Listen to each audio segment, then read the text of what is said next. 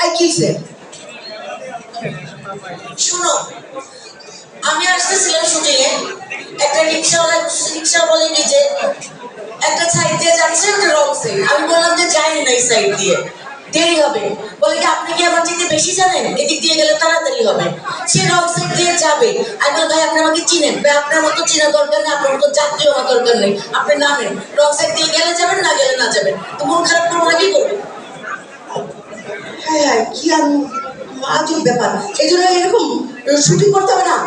এই আরেকটা কি, গালে গালে হাত দিয়ে রাখছো কেন? কি হচ্ছে, তুমি শুটিং করবে না?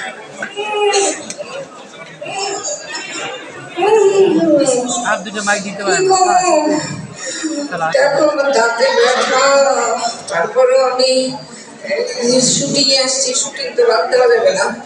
আরে বললো না, আসার পরে আমি প্রোডাকশন ম্যানেজারকে বললাম যে আমি দাঁতে ব্যথা, আমার একটু নরম কিছু দাও। সেই শক্ত পরোটা দিছে, সেটা খাইছে যে দাঁত গেছে বাইরা।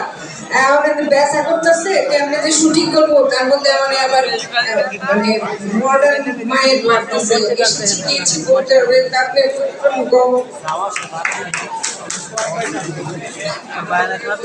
এই তোমার কি হয়েছে? এত ভাবার তো কিছু নাই, বলো কি হয়েছে, বলতে তো হবে। জানোসই তো আমি না পারি অভিনয় ছাড়তে, না পারি আমার অফিস ছাড়তে। গত মাসে আমার প্রমোশন আটকে গেছে। মাত্র 12 দিন অবসেন্ট করছি আমি অফিসে, আমার প্রমোশনটা এবার আটকে গেছে। আসার দিকে তো সবাই আমার বাড়ি তো বাইক করে দেয়। দেখলাম অভিনয় ছাড়ো না, দেখলাম আরে বাবা রে বাবা, না সবাই মতো কাঁদতেছে কেন বলো? কাঁদবো না তো কি করবো? এই শুটিং করতে কিছুই করতে পারি না।